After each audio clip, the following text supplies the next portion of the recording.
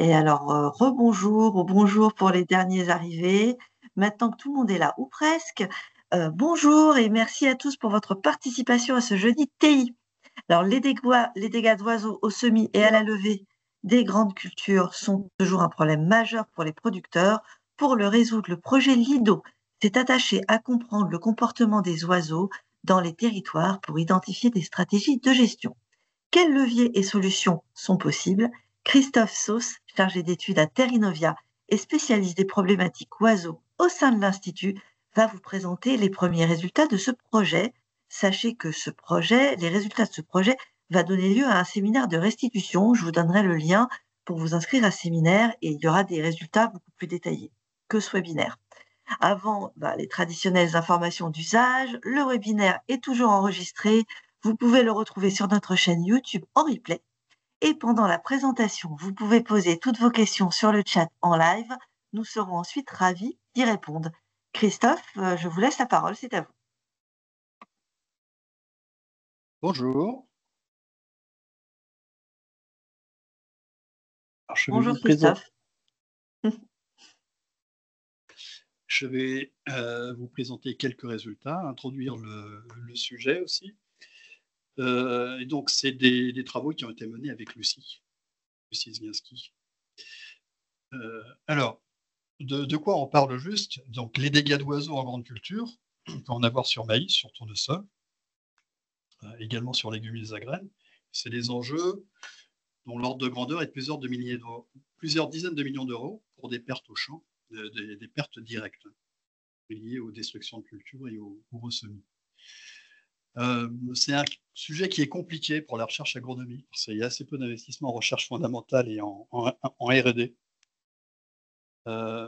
Sur le cas du tournesol, on voit qu'on a beaucoup de dégâts à la levée, c'est-à-dire sur plantule, sur semis, et parmi les principaux oiseaux des prédateurs, on a beaucoup de pigeons ramiers, et ensuite des corvidés, tout dans la zone est de la France. Donc le tournesol, c'est quand même dégâts d'oiseaux sur tournesol, c'est un des gros sujets sur lesquels on travaille. Alors que faire? Donc, protéger les parcelles. Alors il y a 3 types de stratégies. On peut repousser les oiseaux, c'est-à-dire éviter qu'ils fréquentent la parcelle. Donc là, on va utiliser des répulsifs ou des effaroucheurs. Alors les répulsifs, là je parle surtout du cas tournesol, hein. On peut avoir un effet possible, mais ça reste partiel à quasiment nul en cas de forte pression. Et les répulsifs en plein sont quand même très difficiles à appliquer avec des résultats très aléatoires. Les effaroucheurs donc, sont toujours utiles, mais ce qu'il faut, c'est une utilisation raisonnée, c'est-à-dire éviter de les activer trop souvent. Ne pas les mettre trop tôt, sinon les oiseaux vont s'habituer. Et alors, il faut savoir qu'il y a quelques innovations qui sont plus ou moins matures sur ce sujet. On peut perturber les oiseaux. Donc là, les oiseaux vont rester sur la parcelle, mais ils ne vont pas sélectionner les graines et les plantes. On peut faire ça par des façons superficielles masquantes. C'est-à-dire on va effacer les raies de semis. Ou alors on va établir des couverts qui sont perturbants avant le semis. Donc c'est des techniques, alors on n'a pas forcément de preuves, ou alors sur les couverts, on a mesuré des effets, mais c'est quand même des conduites qui sont assez complexes et aléatoires. La dernière stratégie, c'est cantonner les oiseaux. On va sacrifier une partie de la parcelle, une bordure par exemple, avec des bords attractifs ou de l'agrainage. On a fait des tests dans le cadre d'un projet qui s'appelait le projet Prévost. On avait présenté des résultats en 2022, mais c'est pas encore au point. Donc aujourd'hui, sur la parcelle, on n'a pas vraiment de solution satisfaisante. Que faire? Tir et piégeage. Donc ça, c'est une possibilité qui est offerte par l'augmentation. La destruction qui est possible hors période de chasse si l'espèce est classée susceptible d'occasionner des dégâts. Donc, il faut un certain nombre il faut demander une autorisation, il faut fournir des bilans, il faut que ça soit réalisé par des personnes habilitées, donc soit tir ou piégeage. Donc, on a un effet dissuasif immédiat. La régulation à long terme, là c'est un peu plus controversé. On a les difficultés pratiques, il faut qu'il y ait des chasseurs disponibles pour tirer. C'est une approche qui reste controversée auprès de la société, c'est des choses qui sont beaucoup discutées. Et le classement doit être renouvelé. Donc ça, il est très important de faire remonter des informations au niveau des pouvoirs publics. Alors là, je fais une petite intervention au nom des chambres d'agriculture qui ont lancé un outil de signalement des dégâts. On est en relation avec eux sur ce dossier. Donc c'est une application qui est très pratique pour faire remonter des dégâts. Donc vous pouvez signaler sur la base d'une photo, vous pouvez géolocaliser la parcelle et puis ensuite caractériser le type de dégâts. C'est disponible dans 75 départements et nous vous encourageons à faire remonter d'éventuels dégâts que vous pourriez avoir sur vos parcelles via ces petits flux. C'est très important. La dernière, le dernier grand type de stratégie, c'est coordonner les pratiques. Alors, un des problèmes des dégâts d'oiseaux, c'est que, vous voyez sur la gauche, donc ils vont aller sur le jaune, ils vont manger un peu partout. Si vous protégez une parcelle, ils risquent d'aller chez les voisins. Si vous protégez toutes les parcelles, ils risquent de s'habituer. Et donc, on aura le même niveau de consommation. Donc, il y a vraiment une réflexion à mener au niveau du territoire pour savoir comment on pourrait se coordonner, à quel moment semer et à quel endroit semer. Mais tout ça, c'est des choses à tester. Alors, par rapport à ce constat, on a développé une stratégie de R&D en 3 points. C'est des observatoires, savoir ce qui se passe, quels sont les facteurs de risque, quel est le comportement des oiseaux, pourquoi est-ce que des parcelles sont attaquées et pas d'autres. La co-conception, donc avec les agriculteurs, on a des idées, est-ce que c'est faisable, est-ce qu'il y a des idées nouvelles, choses qu'on pourrait tester, et les essais, c'est-à-dire tester des stratégies, tester des méthodes. Alors le projet LIDO est sur ces 3 points, mais là je vais vous parler surtout des premiers résultats de l'observatoire. Alors, comme je l'ai dit tout à l'heure, donc il y a l'échelle parcelle et l'échelle territoire qui est très importante. Il faut emboîter les investigations à ces 2 niveaux. Ok, alors le projet LIDO, c'est un projet sur 4 territoires, avec une forte dominante tournesol. 2 territoires, donc Beauce-Gâtinais et Yonne, là on est plutôt en tournesol conso, et un peu de maïs en Beauce-Gâtinais. Et 2 territoires en tournesol semence, en Drôme et en Vendée. Il y a eu un cofinancement ANR et CMAE sur ces projets. Et vous voyez en bas les partenaires, l'UMR Agronomie de l'INRA et la NAMSO. Premier résultat, donc là on a des graphiques qui montrent la distribution des dégâts. Donc on voit que finalement on a peu de parcelles qui sont très attaquées et beaucoup de parcelles qui présentent peu d'attaques. Donc c'est ce qu'on appelle les distributions à queue lourde. Les parcelles en rouge, c'est des parcelles ressemées. Donc on n'a pas des dégâts qui sont répartis en moyenne sur toutes les parcelles. Il y a vraiment quelques parcelles qui prennent très cher, de manière un peu aléatoire, et d'autres où finalement on a peu de dégâts, mais c'est ce côté imprévisible et fortement impacté sur les parcelles touchées qui est extrêmement préjudiciable. Et donc là, on voit aussi des évolutions temporelles entre les années d'observation. Donc des choses qu'on est en train d'essayer d'expliquer. Alors, quels sont les facteurs de risque? Donc, la théorie nous dit quoi? On a une offre, c'est une question d'équilibre dynamique entre l'offre en ressources alimentaires et puis la demande des oiseaux. C'est-à-dire l'offre en ressources, on a les cultures, mais on a aussi des ressources naturelles. Puis la demande, ça va varier selon la phénologie des oiseaux. Ils vont arriver, ils vont nicher, ils vont élever des petits, ensuite les petits vont s'envoler. Donc on aura une demande qui est variable. Alors quelques facteurs qu'on a investigués dans le cadre du projet, la synchronisation et les dates de semis, la météo, la localisation des corbetières, les forêts, l'isolement du tournesol, liste non limitative.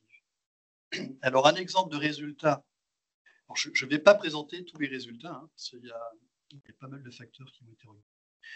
Là, on a l'isolement du tournesol. Là, vous voyez un graphique où on a la quantité de tournesol dans le kilomètre autour de la parcelle de tournesol sur laquelle on a évalué les dégâts.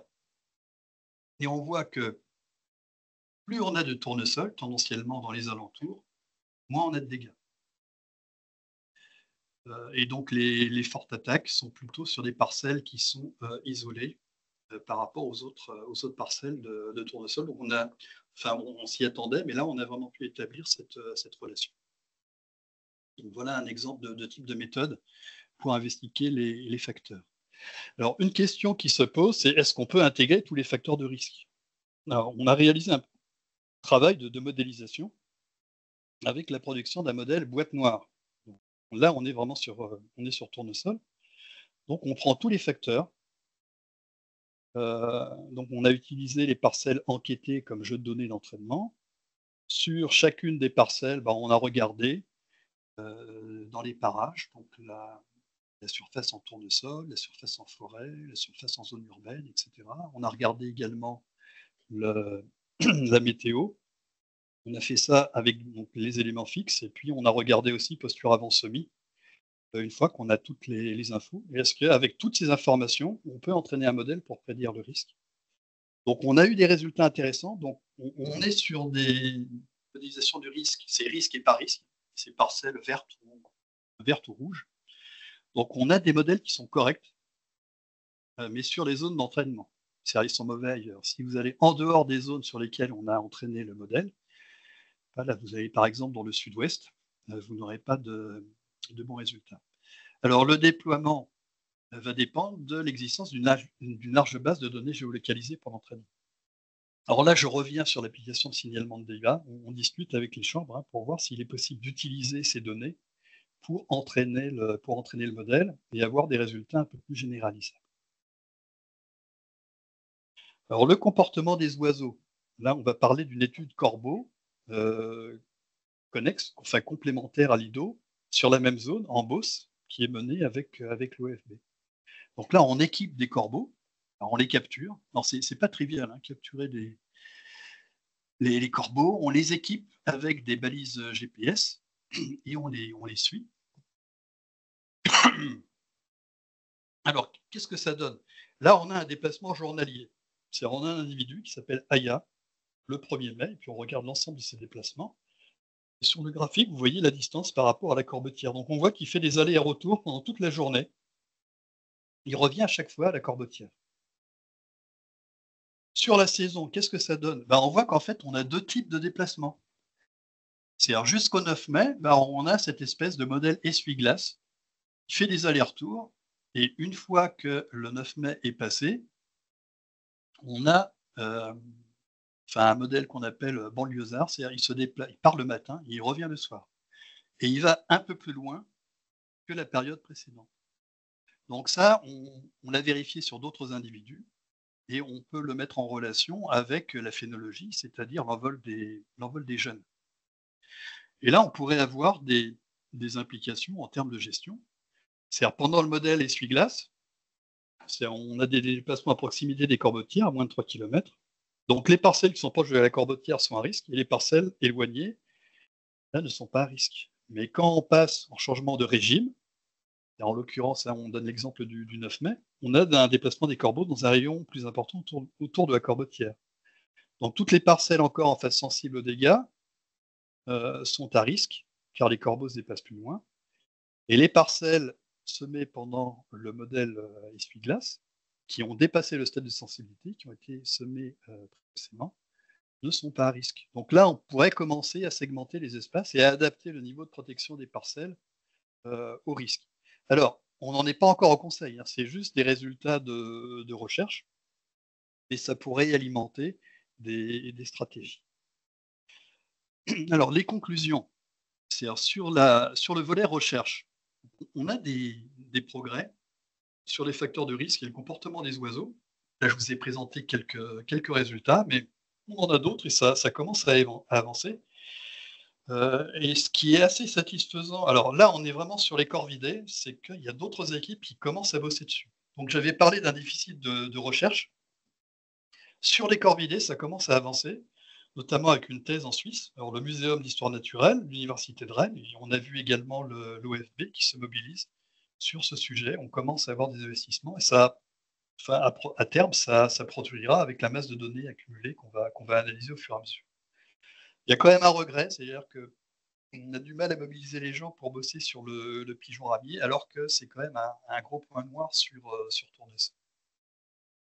Pour le développement, alors la traduction en solution opérationnelle ne sera pas immédiate.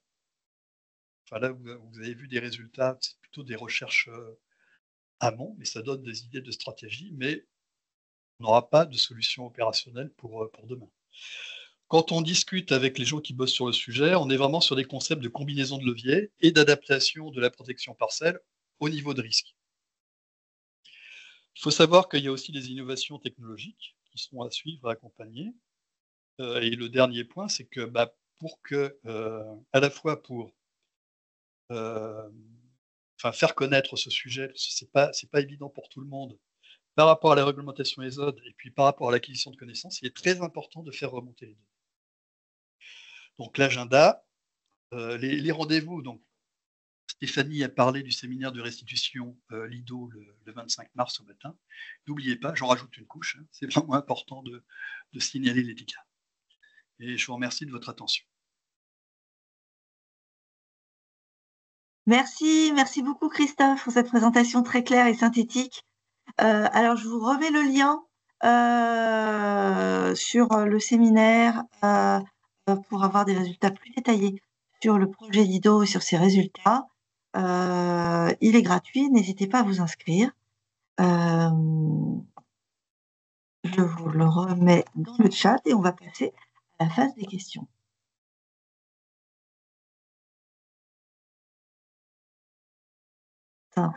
Voilà. Voilà, il est là, donc n'hésitez pas. Alors, il y a quelques questions sur le chat, je vais les prendre une par une. Alors, la première, un contournement possible par date de semis pour certaines cultures. Oui, c'est possible. Là, on a vu une opportunité par rapport aux corvidés. Alors, les oiseaux équipés, c'était surtout des adultes nicheurs. Alors, quid des juvéniles? Est-ce qu'ils auront le même modèle? Donc voilà, là, on commence à accumuler les données. Sur les dates de semis, bon, tendanciellement, ce qu'il faut, c'est éviter de faire différemment de la moyenne. C'est-à-dire, plus vous êtes écarté par rapport aux dates de semis moyennes, davantage vous aurez de risques. Et ce phénomène est plus accru pour les semis tardifs. C'est-à-dire pour les semis D'accord. précoces, un peu moins. Enfin là, on aura Mmh. quelques résultats là-dessus à présenter. Très bien, merci. Et donc la même personne fait une petite observation, je vous la partage. Maintenant, l'attaque de corbeaux jusqu'au stade 6-8 feuilles du maïs par cisaillement des tiges. Christophe, Mmh. vous confirmez Oui, oui, oui. ce genre Alors moi, je suis pas un d'observation? spécialiste, mais les discussions que j'ai avec, mes collègues d'Arvalis, c'est ça. Mmh.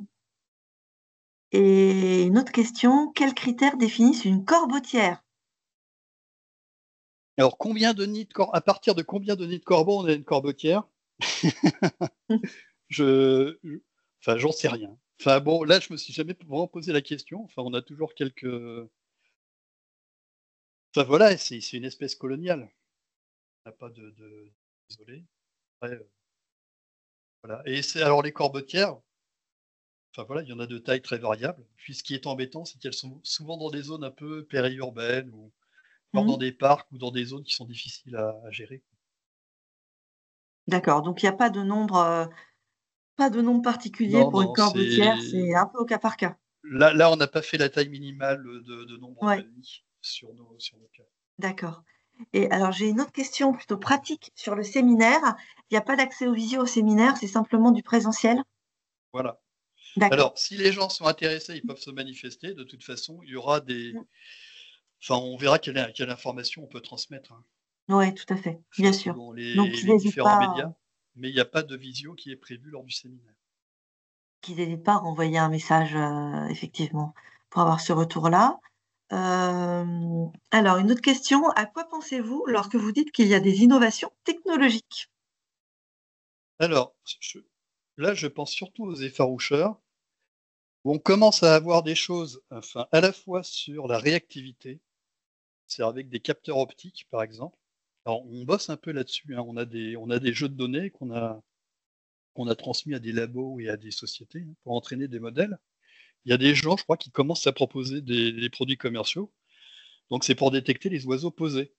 Donc Mmh. ça, c'est avec des modèles, on entraîne un modèle, donc là, la machine peut, détecter les oiseaux posés et ensuite soit alerter, l'agriculteur, soit envoyer un signal d'effarouchement. D'accord. Donc on a de la réactivité.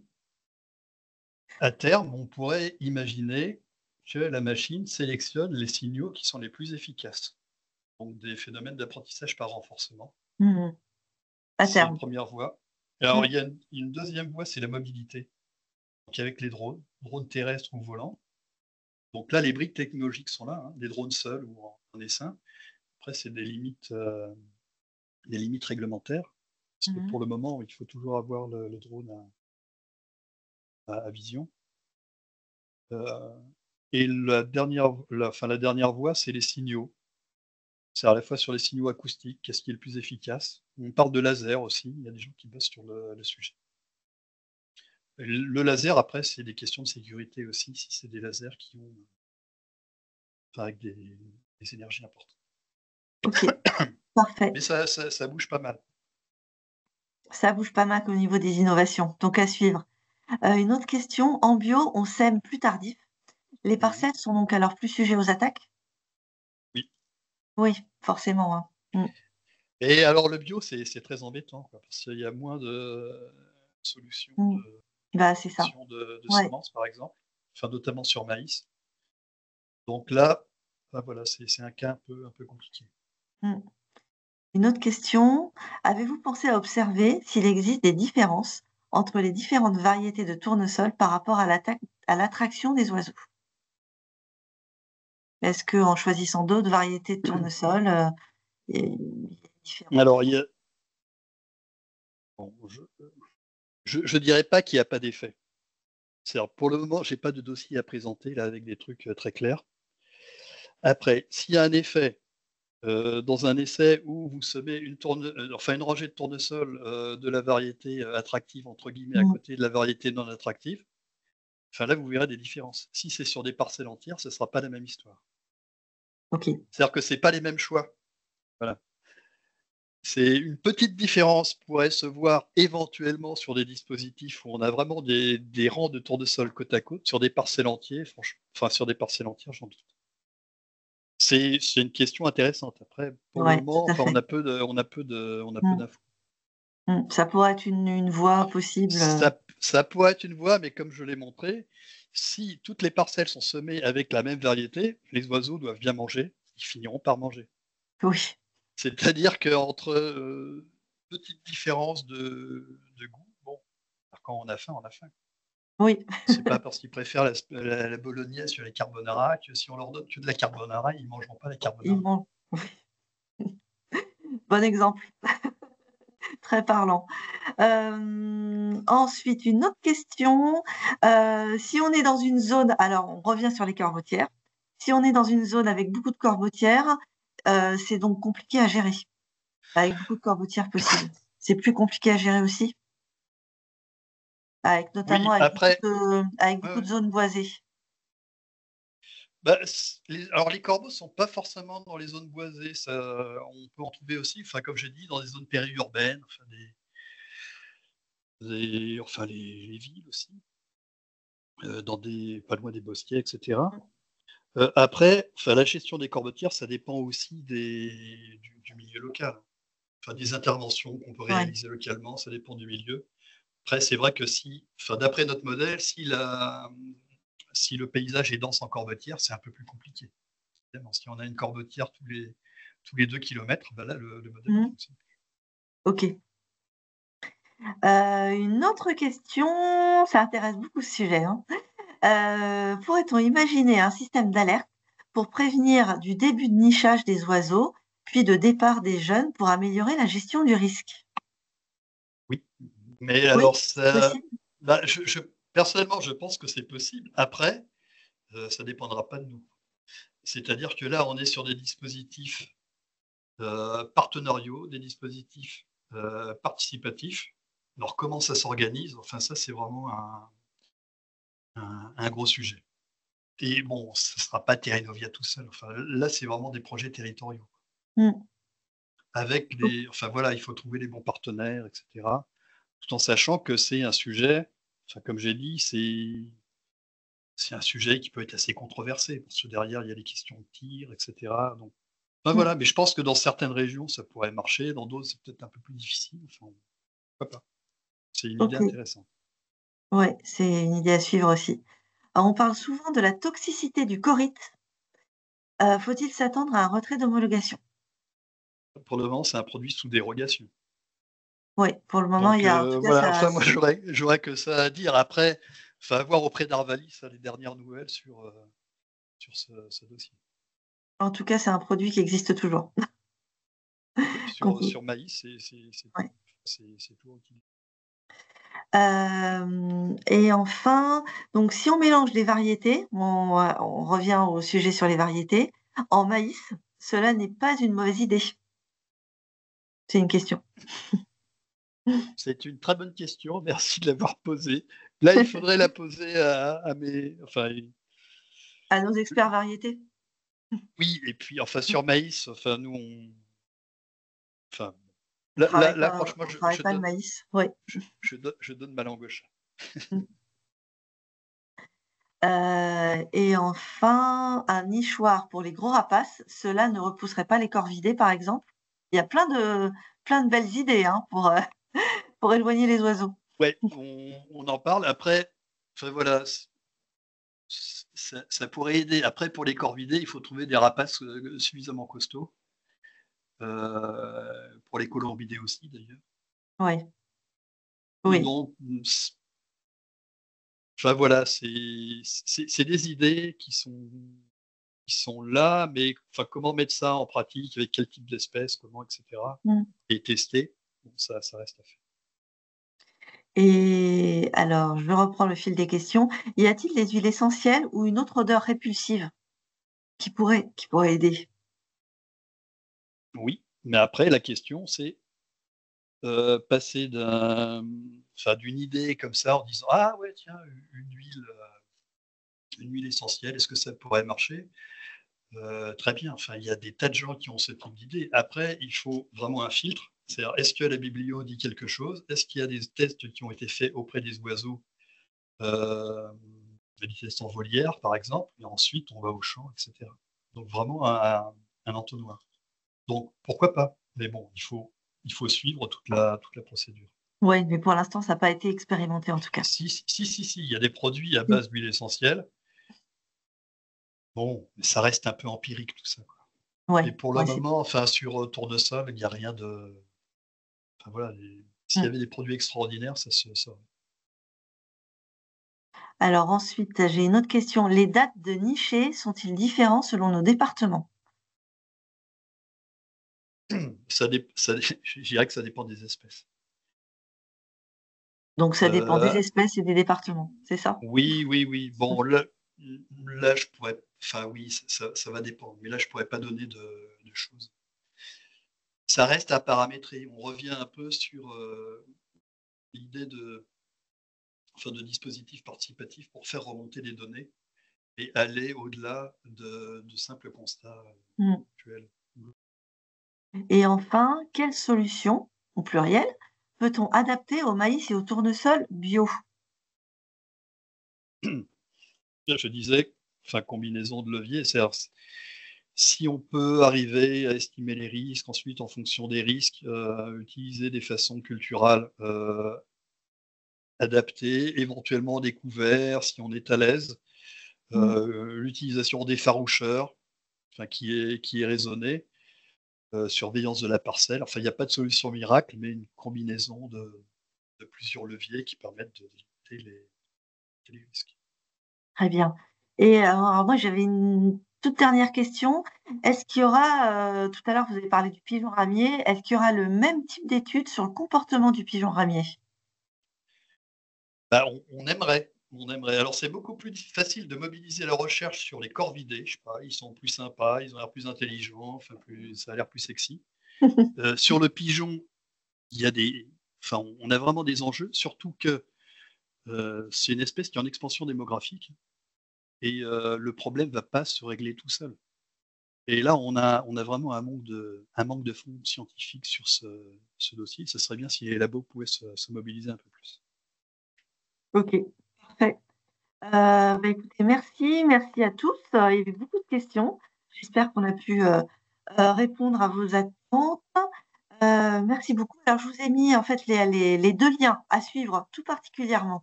c'est le lien pour les inscriptions au séminaire, hein, au séminaire de restitution du projet Lido, donc avec des résultats qui seront beaucoup plus détaillés et analysés que sur ce jeudi TI, bien sûr. Et également un lien, je vous ai remis le lien pour vous inscrire au prochain jeudi TI, qui sera donc sur le projet Cap Protéines Plus, donc dans 15 jours. Et sur ce, je vous souhaite une très bonne après-midi. On espère que ça vous a plu. N'hésitez pas à liker, à partager sur vos réseaux le replay que vous aurez bientôt sur ce webinaire et sur ce jeudi TI. Je vous souhaite à tous une très bonne après-midi. Merci beaucoup, Christophe, pour la pertinence de ces interventions. Merci beaucoup. À bientôt.